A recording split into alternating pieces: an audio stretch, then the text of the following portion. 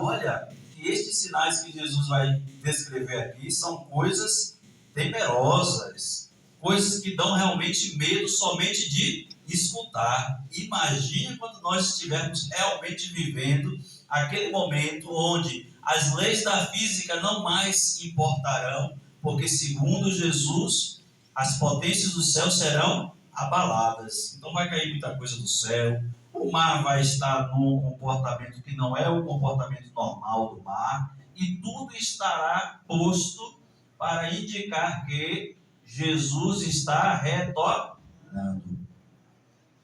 Porém, para nós, isso é motivo de preocupação? Sim ou não? Sim ou não? O povo está indeciso. Sim ou não? Não. Por que não, padre? A gente é melhor do que os outros? Nós não seremos pegos de surpresa? Isso não é para nós um motivo de preocupação se nós caminharmos na vida de santidade. Se nós estivermos nessa última condição que Jesus falou aqui, orando em todos os momentos. E como é que nós oramos em todos os momentos, padre? Quem responde isso é aquela historinha que eu gosto de contar, do Frei Leão e do Pai Francisco. O Pai Francisco é São Francisco, né? Considerado como o pai da ordem. Então, as pessoas já estavam, Pai Francisco, Pai Francisco. Saindo Frei Leão e o Pai Francisco para caminhar, Francisco vira-se para o Frei Leão e diz: Frei Leão, precisamos pregar o Evangelho 24 horas por dia.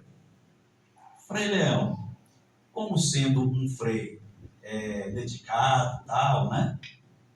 Achou estranho o que São Francisco falou, mas mesmo assim é o pai espiritual dele.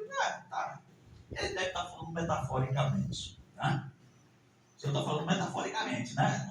Não vai ficar aqui falando 24 horas no microfone, né? Sem descansar um pouquinho, sem almoçar, sem jantar, sem dormir, sem fazer nossas necessidades básicas. Não é disso que o senhor está falando, não, né? Aí Francisco volta-se para Frei Leão e diz o quê? Frei Leão, precisamos pregar 24 horas por dia. Aí já é a segunda vez, já ficou mais sério. Frei Leão começa a se preocupar com o que Francisco está falando para ele. Ô pai, eu sei que eu sou muito obediente, eu tenho muito respeito, mas 24 horas por dia já é um exagero. Se fosse lá, sei lá, 18 horas por dia, 12 horas por dia, a gente faz um revezamento, dá para, né, tomar uma água, descansar a garganta e continuar pregando. O senhor está passando aí dos limites. E pela terceira vez, o Francisco vira-se para o Frei Leão e carinhosamente diz para ele: Frei Leão, precisamos pregar 24 horas por dia. Se necessário, utilizaremos as palavras. Então, São Francisco não estava falando da pregação, essa que eu estou fazendo aqui com o microfone. Ele não estava falando desse tipo de pregação. Ele estava falando exatamente da pregação, do estilo da recomendação de Jesus aqui no Evangelho. Precisamos orar todo o tempo. E como é que a gente ora em todo o tempo? Fazendo com que a nossa vida seja essa oração erguida a Deus com o nosso comportamento. É no momento que eu estou no meu trabalho e alguém me oferece um suborno, algo desonesto, e eu recuso. Não preciso rezar um Pai Nosso, uma Ave Maria em cima do sujeito que está me oferecendo. Eu apenas recuso. Isso é uma oração. É quando eu encontro a carteira de alguém com identidade, telefone e recheada de dinheiro, e eu ligo para o número que está ali naquela carteira e digo: irmão, você perdeu sua carteira. Onde posso lhe encontrar para lhe devolver o que é seu?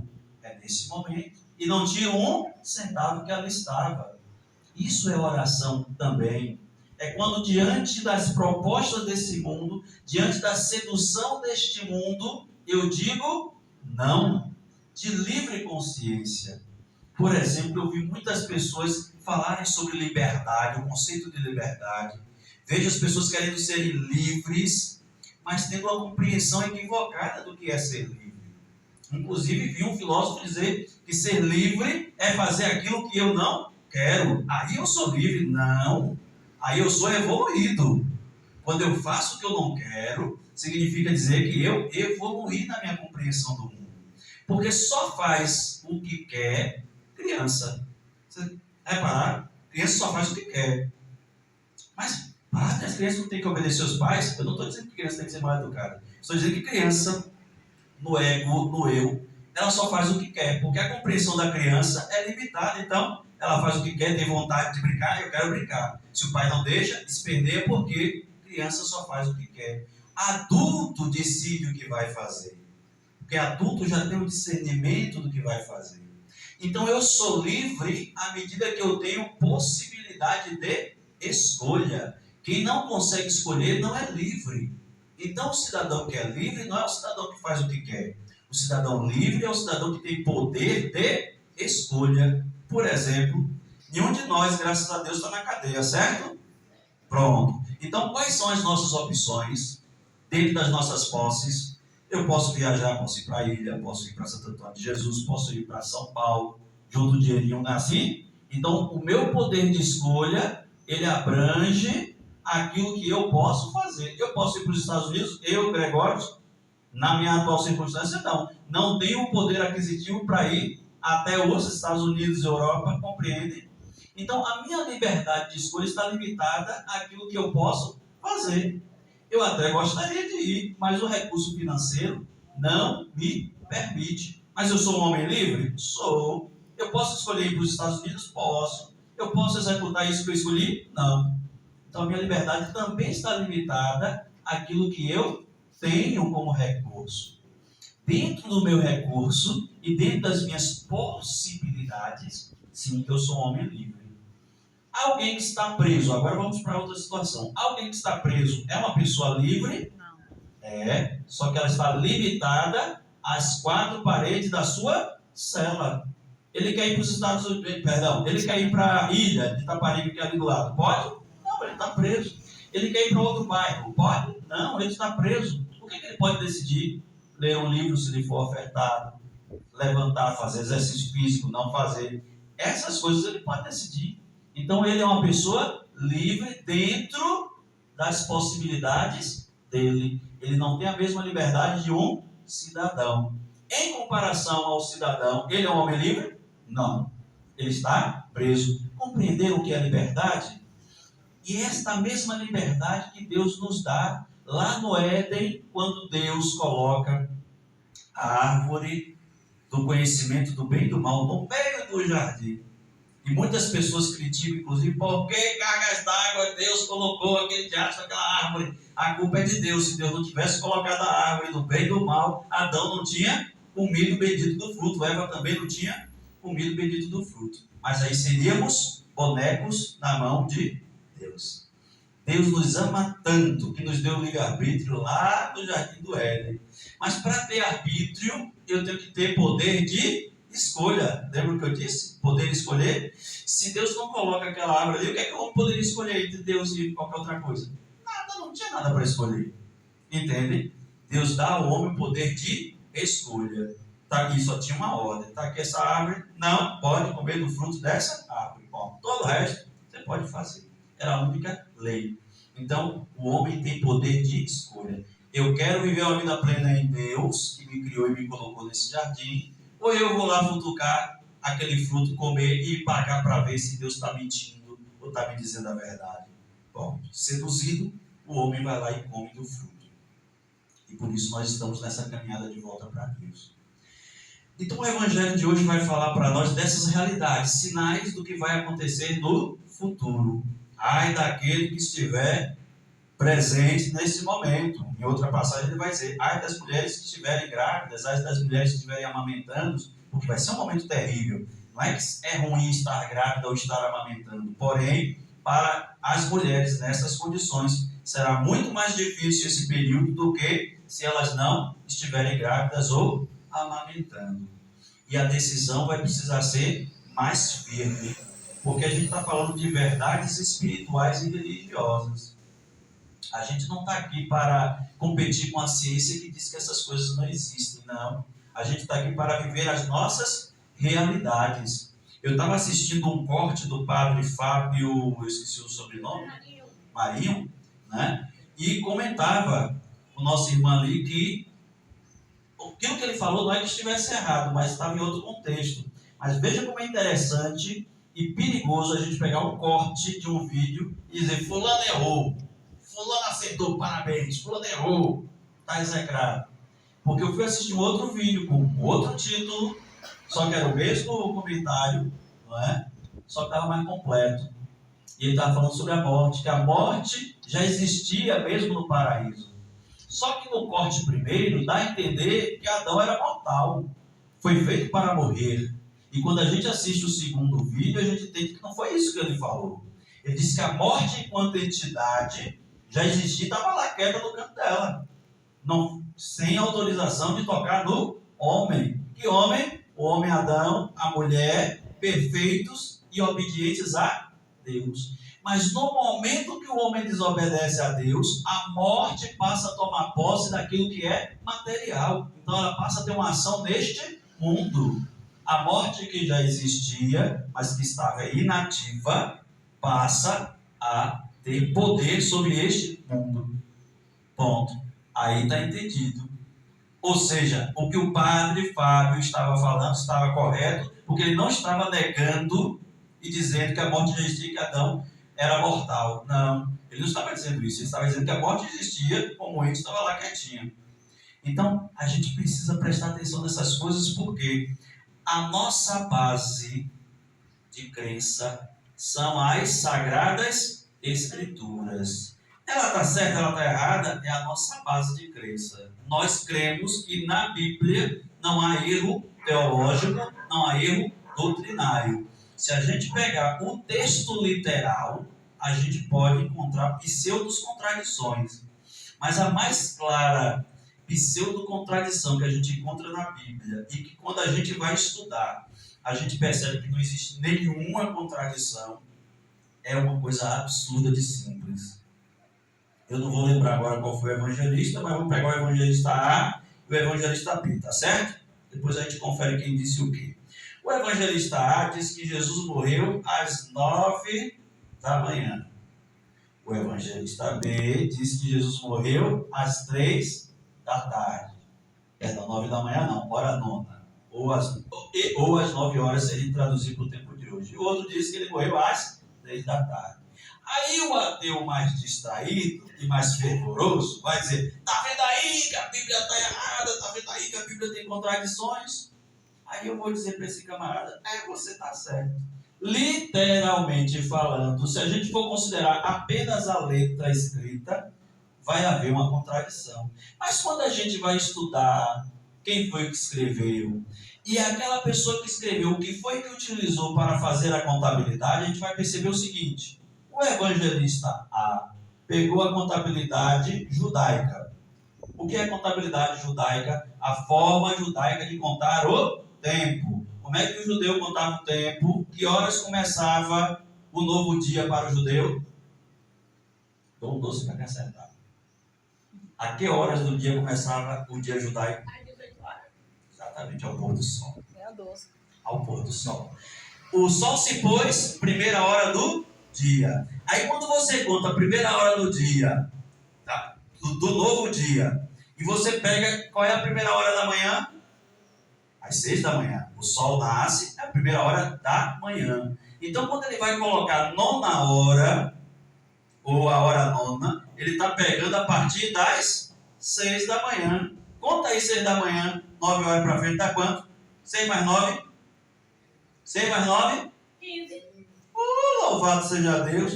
O outro pegou que tipo de contabilidade? O calendário romano, a forma romana de contabilizar as horas, que por incrível que pareça, é do mesmo jeito que a gente contabiliza as horas.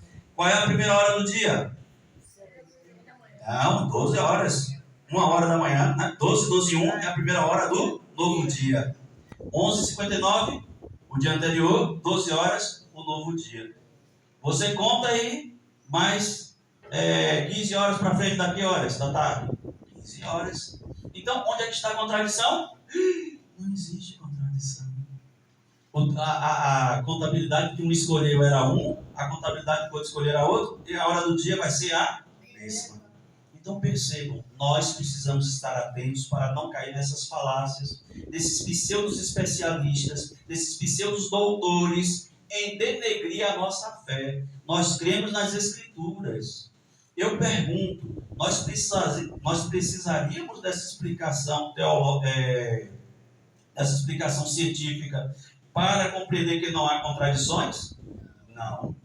Eu fico mais feliz porque cientificamente está provado que a Bíblia não tem contradições. Não devo ficar mais feliz. Mas quando eu encontro um irmão que é ateu e quer tirar onda comigo dizendo que a Bíblia está errada e eu uso a ciência para mostrar que a ciência dele é fajuta, aí eu vou ter que dar risada na cara dele. Eu viu aí distraído. Você e sua ciência não entendem nada da palavra de Deus.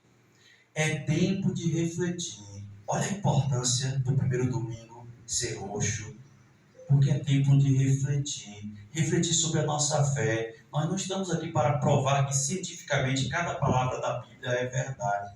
Nós estamos aqui para dizer a Deus, nós confiamos em Ti, Senhor, porque há mistérios, há coisas que nossa ciência não consegue responder. Mistério da Trindade é mistério até o ponto em que eu não posso explicar. Não somos ignorantes, nós sabemos o que é a Trindade. Um Deus em três pessoas. E qual é o mistério então, Padre? Como que essas três pessoas agem nessa única divindade? Para nós é um mistério. Nós não compreendemos a totalidade disso aí. Então nós chamamos de mistério. Mas não quer dizer que a gente ignora tudo. A gente sabe explicar algumas coisas. E nós temos base sim racional. Para nós cristãos, não existe fé sem razão e sem a ciência. Só que a ciência nós entendemos que é limitada. Nós entendemos a limitação da ciência por base, tranquilo. E por entendermos isso, nós não nos preocupamos com esses detalhes. Porque nós sabemos que a essência da palavra de Deus é uma só. Deus criou tudo em perfeição, o homem pecou, Deus veio e salvou o homem. Pronto, essa é a base para nosso raciocínio. Toda a teologia é construída a partir daí, desses três pilares. Deus que cria tudo em perfeição, o homem que pega, Deus que vem salvar o homem. Todas as demais coisas circundam isso aí.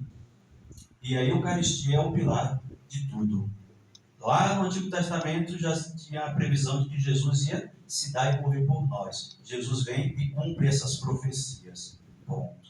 E nós hoje temos uma alegria. No primeiro domingo do Advento nós vamos batizar o Márcio dos Santos. O padre daqui a pouco vai abrir um parêntese na missa, não é?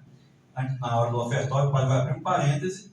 Já está de estola roxa, que é a estola adequada para iniciar a celebração, porque a estola da reflexão. Nós estamos orando, nós estamos na expectativa de receber o novo filho legítimo de Deus. Na hora que for derramar a água e batizar, aí o padre troca a estola roxa pela estola branca, que é a alegria de receber o novo filho legítimo de Deus. Por que o padre insiste em dizer que é legítimo? Porque eu pergunto, cadê os pais da criança? Quem são os pais? Pronto. Vocês sabem que o Márcio é filho de vocês, sim ou não? Independente de qualquer coisa, né? Mas eu pergunto, se vocês não registrarem no cartório, a prefeitura vai ficar sabendo da existência dele? O governo do estado vai saber que ele existe? E o governo federal? Também não. Ele vai poder ter emprego? Vai poder ir no posto de saúde? Vai poder se aposentar? Essas coisas só são possíveis por quê? Por causa do registro. E no nosso caso a gente chama de certidão de nascimento. É o primeiro registro nosso. Depois vem identidade e CPF. Não é assim? Para Deus não é diferente. Só que o registro para Deus é o batismo. Nós não ganhamos o número do batismo, mas ganhamos o selo de Deus, que é indelével. A gente não batiza a pessoa para ser católica. Há um erro grosseiro, às vezes, de nossos irmãos separados, quando, recepcionando alguém que resolva ser evangélico, diz, não, tem que batizar de novo, porque o batismo lá não é válido. Essas pessoas que agem dessa maneira e que conhecem a verdade, estão pecando contra o Espírito Santo. Porque há um só Senhor, uma só fé, um só batismo. E como é que a gente sabe que o batismo é válido? Porque aí também tem batismos que não são válidos. Quando ele é feito em nome do Pai, Filho e Espírito Santo. Pronto, essa é a fórmula. Eu te batizo em nome do Pai, do Filho, do Espírito Santo. Se eu chegar e disser, Márcio, eu te batizo em nome de Jesus. Está batizado? Não. Por que não? Porque o batismo é em nome do Pai, do Filho e do Espírito Santo. Ponto. Foi assim que Nosso Senhor nos ensinou. Ordenou, inclusive, ide por todos os cantos da terra, fazer de todas as nações meus discípulos, batizando-as em nome do Pai, do Filho e do Espírito Santo. Fim de papo. Então, a igreja que não batiza dessa maneira, não batiza validamente. Então, por exemplo, se alguém que é da igreja batista, da Assembleia de Deus, da igreja adventista, que foi batizado lá, foi mergulhado 3 vezes no rio, né, porque eles não batizam como a gente batiza, foi mergulhado, quiser ser católico, ele vai ser batizado de novo, sim ou não? Não. A igreja católica não vai batizar essa pessoa. E olhe que eles nem consideram o batismo um sacramento. Ainda assim, para a igreja católica, essa pessoa está batizada, porque foi batizada em nome do Pai, do Filho e do Espírito Santo. Pois muito bem. Essa é a seriedade do batismo. Então, vocês, pais e padrinhos, devem ser responsáveis para dizer ao Márcio, todos os dias: olha, Márcio, isso que você recebeu agora, hoje, no dia de hoje, esse presente que o Papai do Céu está te dando, ele é sagrado, ele é sobrenatural, ele é extraordinário. A igreja chega a dizer que, no dia do batismo, aquela criança que desejar pode comungar, aquele adulto que desejar pode comungar, apenas no dia do batismo. Por quê? Porque o batismo lava todos os pecados, os confessados e os não confessados. Veja a potência que tem o batismo, veja a grandiosidade deste sacramento. Porque batizar é mergulhar, a gente mergulha a criança no Espírito Santo. E aí que está o grande erro das discussões. Padre, mas o senhor não acha então Jesus foi batizado no Jordão? Não é para batizar o menino no rio também, que aí era vago, que não sei o que lá. Aí eu vou dizer uma coisa para vocês em relação à água que nós utilizamos para batizar. Ela é irrelevante do ponto de vista da coisa mais importante. Porque como nós vamos mergulhar a pessoa no Espírito, é a imposição de mãos que transmite o Espírito Santo, em primeiro lugar. E em segundo lugar, nós temos um outro elemento que é o óleo, o santo óleo, que também é símbolo do Espírito Santo. E a criança ou o adulto, ele é ungido com óleo 2 vezes. Uma com o óleo do batismo e a outra com o crisma da salvação. Ponto. Então não importa se eu molho o meu dedo polegar na água e toco na testa da criança por 3 vezes, eu te batizo. Em nome do Pai, toquei. Em nome do Filho, toquei. Em nome do Espírito Santo, toquei pela 3ª vez.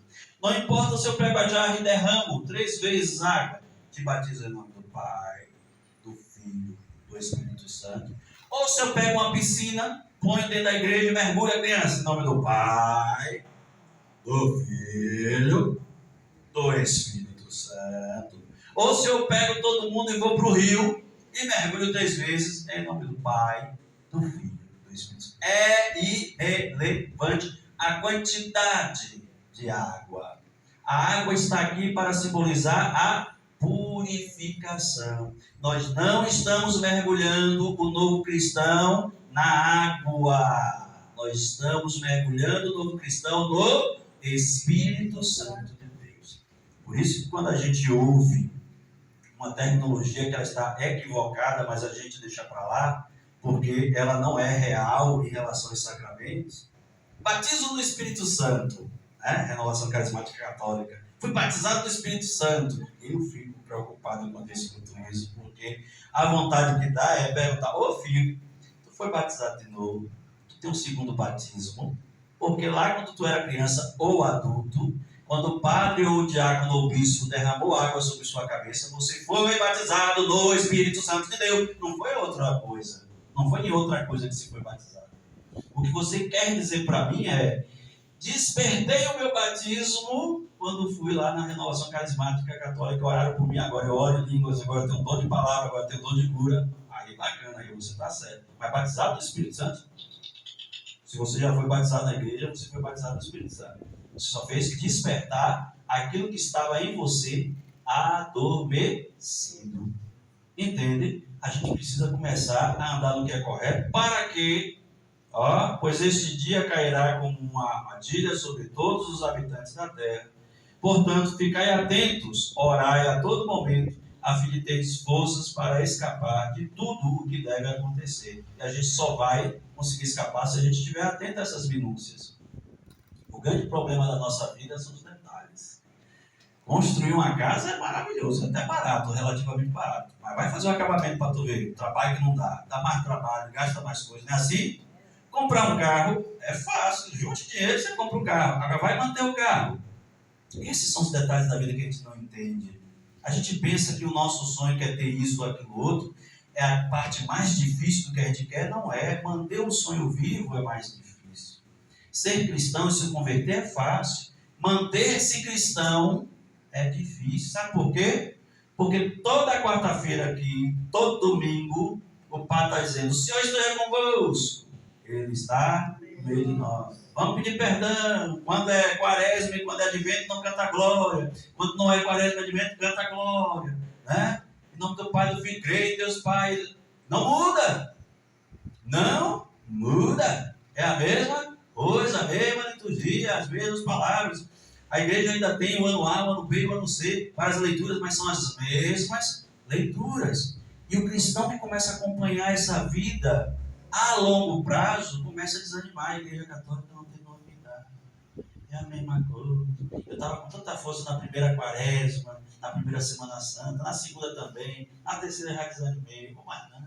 Eu já sei as leituras, eu já sei o que o padre vai dizer. Aí eu começo a me desanimar e afastar. Por quê? Porque eu já sei o que vai acontecer. Eu pergunto, para quem pensa assim, eu pergunto o seguinte: você, há 20 anos, pega seu carro, sai de sua casa e vai para o seu trabalho e volta, tá certo? Combinado? Então, se há 20 anos você faz esse trajeto, são 14 quilômetros, você já conhece o caminho, sim ou não? Sim. Pronto. Aí eu pergunto, você que conhece o caminho, Picó e Salteado, aqui tem 10 metros, tem a venda de Dona Flor, a 50 metros tem a venda de São Joaquim, a 500 metros tem a oficina de seu Paulo. Pronto, você já sabe onde está cada coisa, não é assim? Pronto, agora a pergunta importante que eu vou fazer é a seguinte: você sabe, porque você conhece o caminho há mais de 20 anos, você acorda no dia de hoje, 20 e tantos anos depois, coloca uma venda no seu olho, pega seu carro, dirige e vai de olho fechado porque você conhece o caminho? Sim ou não? Por quê? Você conhece o caminho. O que é que tem você fechar suas vistas? Por que você não vai? Pode se perder no meio do caminho, pode ter algum empecilho. Pode ter um empecilho, pode passar um bicho no meio do caminho, não é assim? Uma criança, um pedestre distraído, um outro carro freia na sua frente, você não vai ver, não é assim? Pronto, você conhece o caminho. Mas você sabe o que está no meio do caminho? Então você não pode fechar os olhos, né? Nós conhecemos nossa liturgia de cor e salteado. Se a liturgia por algum motivo faltar, o padre aqui celebra, vai puxar pela memória, vai dizer uma frase atrás da outra e vocês vão responder todas. Vocês precisam de liturgia diária para responder a liturgia? Não. Porque a gente já conhece. Agora eu posso, porque conheço o caminho, porque já conheço Jesus, porque já comungo, porque já participo da missa, me afastar de Jesus, não comungar mais, porque agora eu já conheço o caminho? Compreenderam? Porque a cada dia há um desafio novo.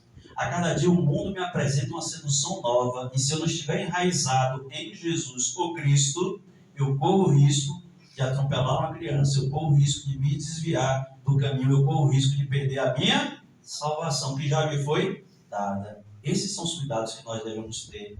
Pais e padrinhos, vocês precisam ter esse cuidado com o Márcio. A partir de agora, pais e padrinhos, vocês têm uma responsabilidade grande com o Márcio. Os pais, em primeiro lugar, para mostrar a fé. Os padrinhos para ajudar os pais a manter essa fé. Dizer para o Márcio que Papai do Céu é bom, Mamãe do Céu é boa, os santos intercedem por nós. Por esse motivo, os padrinhos não devem ser escolhidos apenas por amizade. Óbvio, você quer os amigos perto de você, mas não deve ser escolhido apenas por amizade. Porque pensa aí, meu amigo de infância, e olha que eu tenho vários amigos de infância, fui visitar alguns, a última vez que fui em Santo Antônio de Jesus, um deles é pastor hoje. Aí eu para batizar meu filho por amizade. Gosto muito dele, continuo gostando muito dele. Vou e chamo meu amigo, pastor, para ser padrinho do meu filho. Ele vai e aceita. Contrariando a fé dele, ele vai e aceita. Participa do batismo. Eu vou estar dizendo para o meu filho que Mamãe do Céu é boa, intercede por nós, os santos intercedem. Aí o meu queridíssimo amigo, padrinho de meu filho, vai chegar e dizer o que para ele? Ô Márcio, esquece esse negócio. Esse negócio de Mãe do Céu, tá com nada. Maria foi uma mulher comum. Os santos não intercedem coisa nenhuma. Aí a criança fica sem saber. Eu obedeço meu pai, obedeço meu padrinho. Entende? Então os padrinhos precisam ser pessoas que querem também, têm esse desejo de passar também a fé cristã, católica, óbvio, né? Que é a fé onde ele está sendo batizado. Para o menino, esse é o papel do padrinho. Então que nós aprendamos a fazer de nossa vida uma vida melhor, a vida do outro uma vida melhor, porque os sinais dos tempos estão claros. Será que nós conseguiremos nos manter de pé diante de Jesus, diante do Filho do Homem? Essa é a grande questão do dia de hoje. Amém? Amém. Louvado seja nosso Senhor Jesus Cristo.